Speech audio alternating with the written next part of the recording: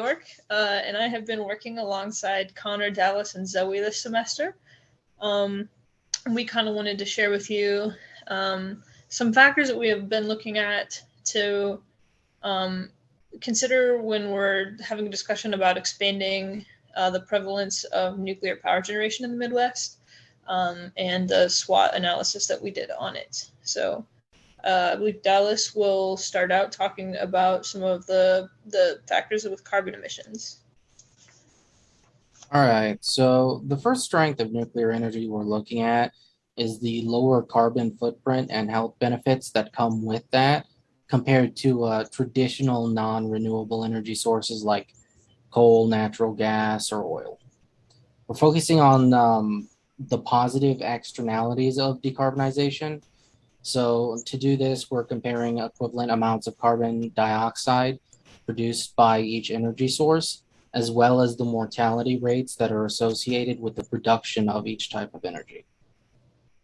The deaths include both those that happen in the production of the energy, such as workplace accidents, as well as pollution-related deaths. If you look at global air pollution specifically, 4.9 million deaths occur and 147 million years of healthy life is lost every year. Nuclear energy, in contrast to traditional non-renewables, contributes around 40 times less deaths than natural gas, 260 times less than oil, and over 400 times less than that of coal. Part of this benefit is realized through the decrease in equivalent carbon dioxide emissions, and another part of it is just realized through the safer working conditions.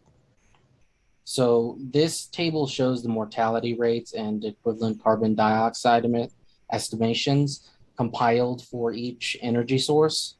The units are in deaths per terawatt hour of energy produced and equivalent carbon dioxide emitted per gigawatt hour energy produced.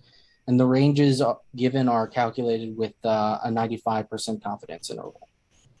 So from the table, we can see that nuclear energy on average produces around 9 times less equivalent carbon dioxide than natural gas, 16 times or so less than coal, and 12 times less than oil.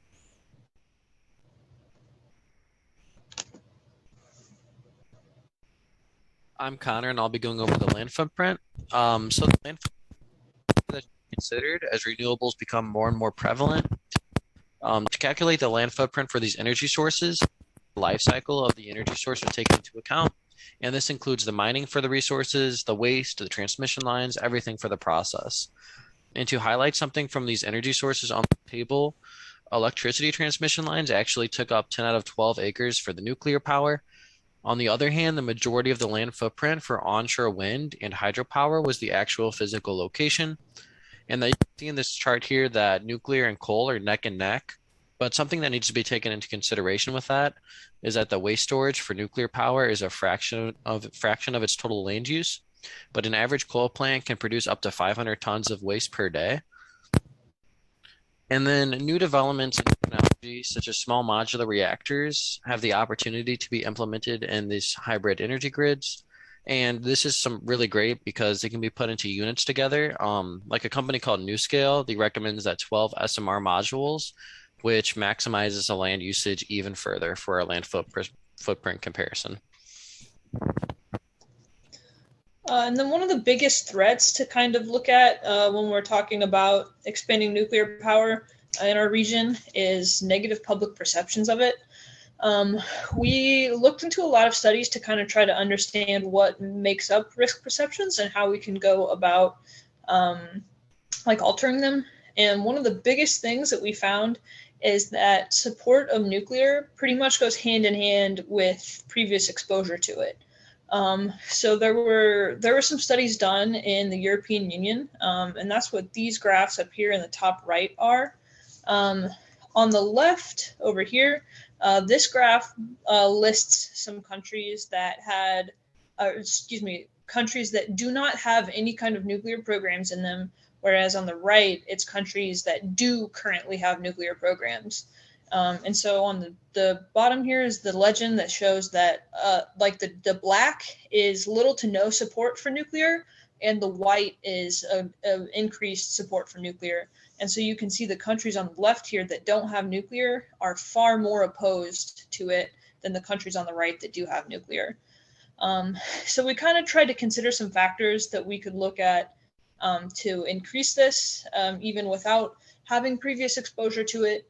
And we started to go down the road of looking at education and increasing education incentives towards people about like the safety of nuclear in the current state of where it's at.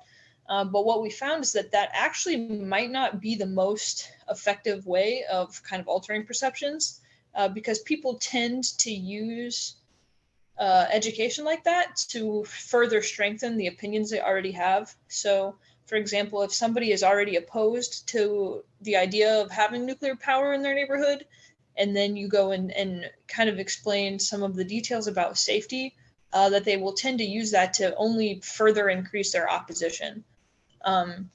So instead, the research kind of points at the idea that building up trust is something that needs to be done, because a lot of the academic articles we were reading showed that Americans really had a large lack in trust of our experts and engineers that are designing and building power plants currently. In fact, it was over half of the Americans that were surveyed. This graph on the left is taken from a Gallup poll, so that's not where we got this data here from, but the Gallup poll gives a really good visual explanation of what we're trying to explain. And so this green line on top shows the percent in favor of nuclear, and you can see that it's kind of shaky. It goes up and down quite a bit. In the red oval here on the left, that marks about the time of early 2011 when the Fukushima nuclear disaster happened. And you can see that after that event happened, nuclear support in the US just drastically dropped off. And again, here around 2015, it decreased sharply. And that was about the same time that the US made the weapons deal, the nuclear weapons deal with Iran. So even though nuclear weapons are pretty far removed from the idea of power generation, it really can impact like the citizens' perception and trust in the institutions that are associated with nuclear power. So kind of coupling these two surveys, or these 2 points together, going forward, we think that some of the best ways to influence public perception are to look at building nuclear sites in areas that already have them, or even the idea that as we continue to build nuclear in the Midwest, down the road, it will increase people's support of it as they gain more familiarity with it, and kind of just looking at implementing policy effectively and reframing institutional design so that people will be more trustworthy of those institutions going forward, and we will have increased opportunities to build nuclear despite the current challenges we see with public perception. Hi, I'm Zoe, and I'm going to talk about reliability. So nuclear power consists of about 16 to 17% of the world's total power supply. And as we take steps to maintain and decide whether or not to increase our utilization of this energy source, reliability is something you really have to take into consideration. One of the biggest pros is it is one of the most economic forms of energy. It actually costs less than half per kilowatt hour than that of natural gas. It is also shown to be more dependable when weather hits. When we interviewed a nuclear engineer, we were told that during the cold vortexes earlier this year, neither wind nor solar could be used at the capacity needed.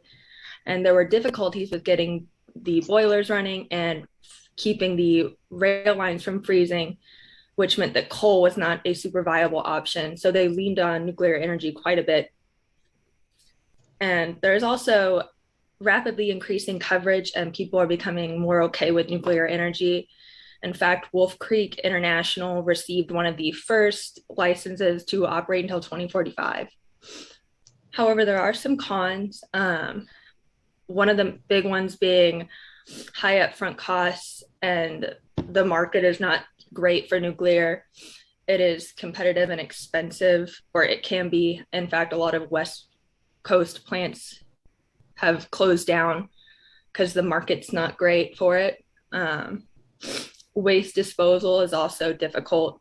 Currently, waste is contained and disposed in geological disposal facilities, and they dispose of it in canisters. It does run the risk of them being breached, though.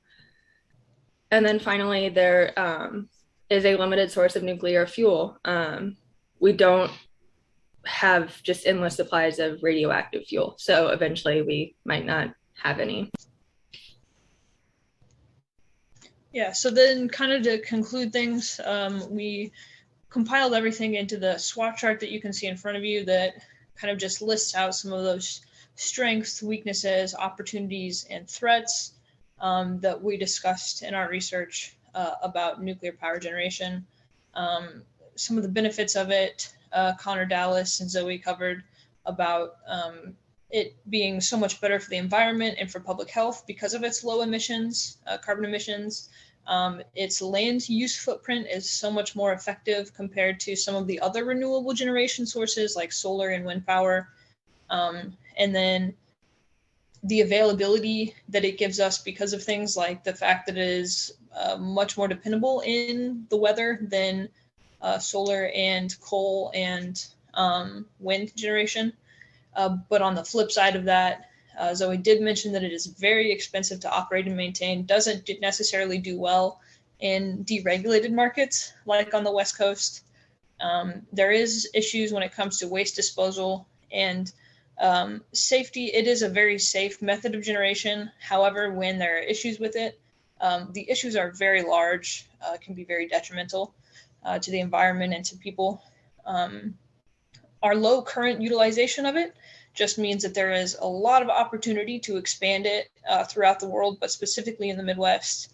And we think that the way that that will be done in the future is through small modular reactors, because those small modular reactors can be manufactured in manufacturing lines. They are so much more cheap. They are more efficient as far as land use goes, and they can be a lot more flexible in their implementation into our energy grid. But then in order to do all of those things that we talked about, we're going to have to tackle some of the negative public perceptions that exist currently and make it difficult to pass policy related to nuclear energy, and then kind of tackle some of the long-term problems that still exist with it, such as the limited amount of fuel sources that there are for nuclear generation. So all of this research that we discussed is kind of just surface level, but our idea for it was to really lay down the groundwork on what we think that companies and policy writers should be addressing as we're looking at growing nuclear power in the Midwest as a renewable generation source into the future. So with that, I will open the floor up for any questions that you may have.